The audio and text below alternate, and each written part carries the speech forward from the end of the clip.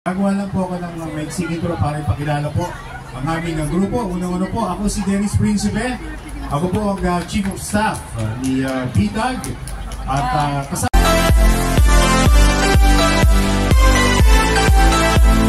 si Dennis Principe. Ako po ang Chief of Staff ni BTAG. At kasama po namin ang ating pong Deputy po, Vice President for Media Affairs, si Apple. Ayan, yung cute na naka-black jacket. Ayan, may blonde. Ayan. At ang ating pong Vice President for External Affairs at Legal Matters, si Ms. Char Mateo. Palapak naman tayo. Char, dito ka raw. Kita ka raw dito. Yung dati model ito eh. Sa Panaginip.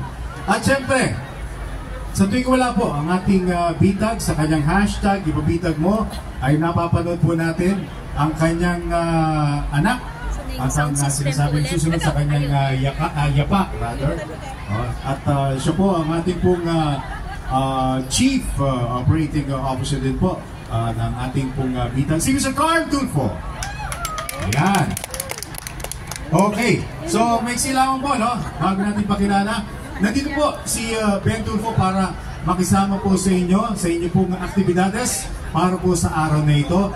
Siya po ay nandito bilang isang journalist, media man. Alam naman po natin na pagdating po ng Pebrero, siya po ay isang kandidato sa pagkasenador. Pero nilinahin po natin, nandito po siya si journalist para po makisama sa inyo. Kung may pagkakataon mamaya, pagkatapos po, no, malapitan niyo po siya, magbigay po ng rekomendasyon at kung meron po kayo gustong ilapit sa kanya, no?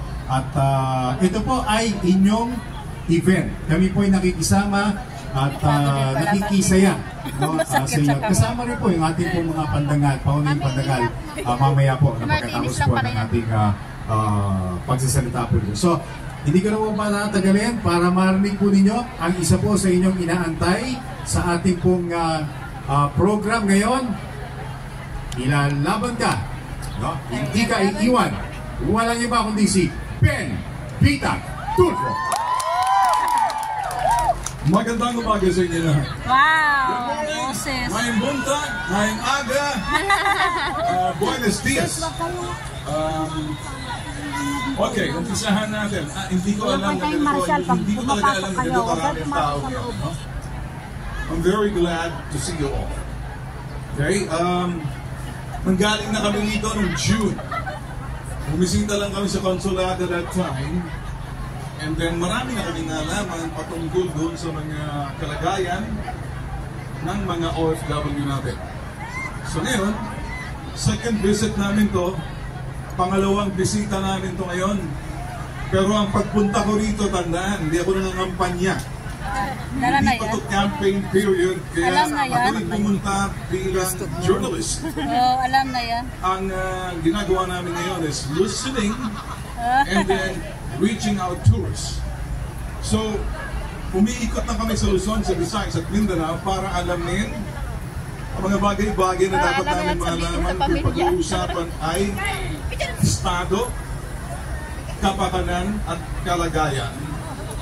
And karapatan din ng mga OFW natin. Yan, nakalipad. Tulad ng sinasabi namin, isa ako sa mga Tulfo. Tigas naman ng ulo ng mga nandito. Ang apelido namin, hindi ganun kadaling dalhin.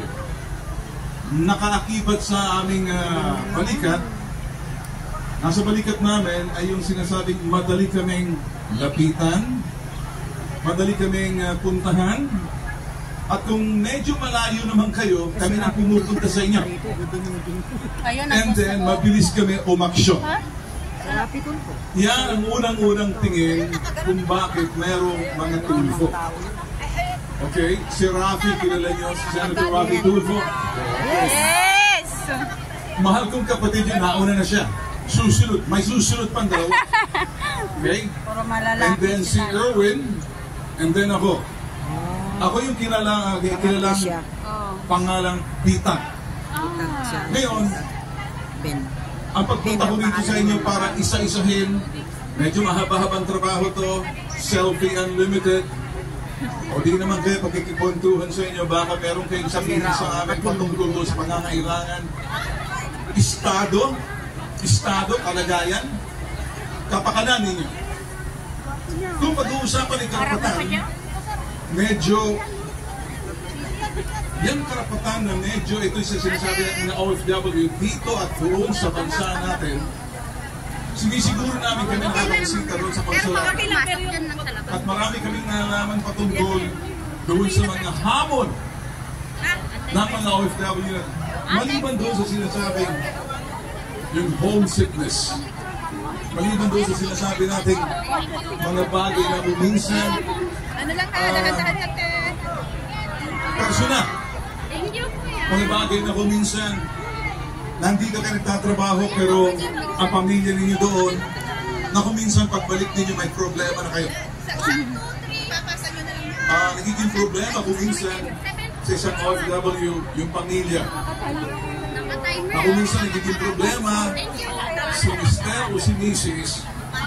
medyo nag-over the bakod. Over the bakod sa kabilang bahay. Kabilang bahay. Kabilang bahay. Nahirap yun. At medyo yung mga anak na pinita ninyo nagkakaproblema. Ngayon, simple lang ang sasabihin. Bakit po nandito kami? Sinisiguro ng bitag, alam niyo, ang mga bagay na dapat malaman ninyo. Yung problema sa pamilya, yung problema sa mga anak, yung problema kung minsan nakaabot sa amin yung mga nagtatrabaho tayo tapos nagkakautang. Yung mga pinagkakautangan sa Pilipinas at dito. Pero para sa atin ngayon, ako'y lumapit dito para sabihin sa inyo. Madali kaming lapitan. Madali kaming pagsumbungan. Marunong kaming makinig. Marunong kaming umaksyon. At nandun yung sinasabing awa at pag-unawa. So itong sinasabi namin, tatlo, hindi lang isa ang kailangan. Tatlo, nauna na yung isa. Yung isang nauna, si Senator Rafi. May dalawang susunod. Yung dalawang susunod na yun, kilala nyo na, para makompleto yung T3 sa Senado. Pag nakompleto yung T3, si Erwin, si Ben, at saka si Tul Rafi, mas lamang para sa inyo. Iisa ang boses. Iisa ang direksyon. Iisa ang inyong paroroonan. Iisa ang inyong destinasyon. Sinisiguro namin yung kapakanan, yung kalagayan ninyo, at mga estado ninyo sa bansang ito, o pagdating sa Pilipinas, madali kami lapitan. Hindi kami nangangako, ginagawa lang namin. Hindi estilo ng mga Tulfo Brothers na nakikinig lamang, pinakikinggan, tinatapik-tapik kayo sa inyo mga balikat, nakikiiyak sa inyo, hindi. Kapag nilapitan yung isa sa amin, alam na namin ang aming gagawin. Umaksyon. Wala nang maraming nawa. Aksyon. Napakahirap gamitin yung salitang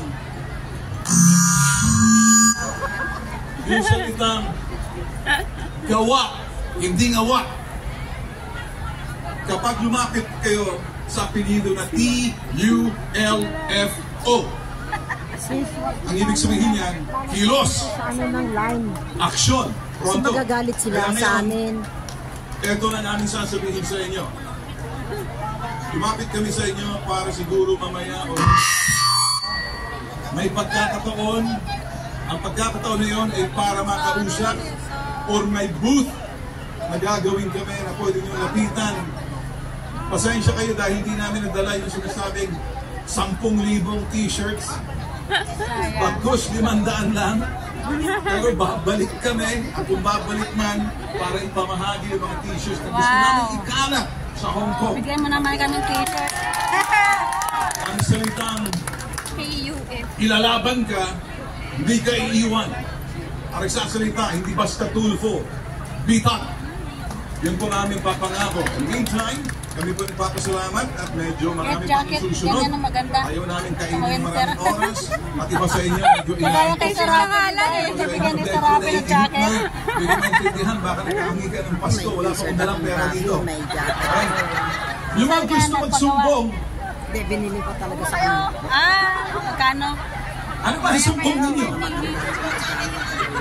Gusto ko yan yung may souvenir. Kung pag-uusapan ay mga mister o misis na salawahan, yung mister na at misis na salawahan, si Tol Rafi magaling dyan. Kung pag-uusapan ay yung mananggigipit sa inyo dahil inutangan ninyo, pinahihiya kayo, kuminsan iba sa inyo, bumibigay na, kaya kuminsan nagkakaroon ng problema, mental issue, isa lang inyong dapat puntahan. Walang iba, yung hindi kayo iiwan, ilalaban kayo kahit saan bansa pa yan. Tagaan nyo sa bato. Si Bintag yan. At yung isa naman, kung pag-uusapan ay medyo pagalingan ng bigay ng ayuda, hindi ako yun.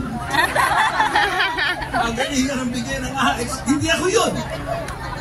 At tupad, hindi ako yun dahil hindi kahit itupad. Hindi ako manangako ang sa aming serbisyo. Kakaiba, aksyon ora mismo. Madaling sabihin, pero napatunayan na namin yan. Pag may problema kayo sa Maynila o sa anumang parte ng Luzon, Visayas at Mindanao na Filipino, madali po kaming lapitan. Ilapit niyo po sa inyong pamilya. Malalaman po namin. Diretso na po kayo sa amin. Malalaman namin. Pinaka medyo magandang bansa na kung saan may mga OFW, hindi ka pareho dun sa Middle East. Maraming problema. Na pagsasamantalahan, kayo hindi. Kaya napakapalat ninyo. You are so lucky. And because of that, sa itong Pasko na to, pasalamat tayo sa buong may kapal, sa Diyos. Pasalamat tayo na hindi ko naman nakikita mga malungkot kayo, hindi na kayo mga homesick. Sino bang mabisaya sa inyo? Taas yung gamay. Kamu diha, ayaw mo pag kiniat, ha? Bigaon ka mo diha. Taro mo, ha? Taro. Sino sa inyong Chabacano? Kasi dito. Okay. Doon yung mga Chabacano. Numas. Necesita. Doon na kami sa likod. Necesita, hindi ka Teresita. Ilocano.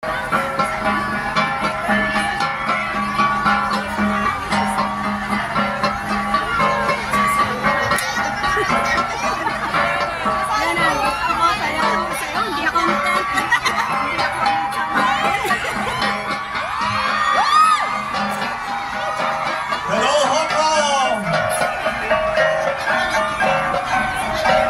Merry Christmas!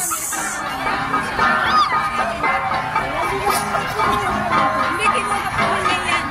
Humingi ko lang. Wala na yung t-shirt?